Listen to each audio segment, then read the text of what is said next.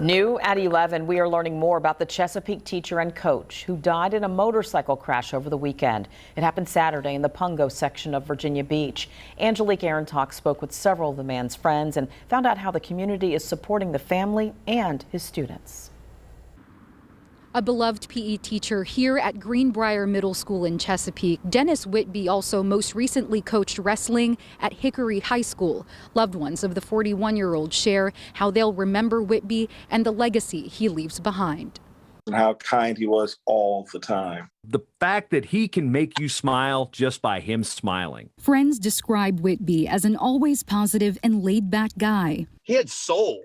He had soul. Who had a knack for making people feel loved and comforted. He made you feel special. It didn't matter where you were, like the experience that you had. That's how much of an impact he put on my life that I was able to still look up to somebody that's not even that much older than me. Whitby loved the outdoors, adventures, and had a passion for multiple sports. He was on the wrestling team at Old Dominion University about 2 decades ago. I was not part of the team, but he goes, dude, you're part of the program. You're part of the team. You know, he always said that. Described as a humble man, Whitby coached wrestling at local schools. He always had a hug for the opponent, and he always had a kind word for them. He was way more than just a coach. He had a really big brotherly charisma about him. Whitby was also a father, brother, son, and husband. His wife Eileen grieves not only this loss, but the loss of their baby daughter and her own father within the past year.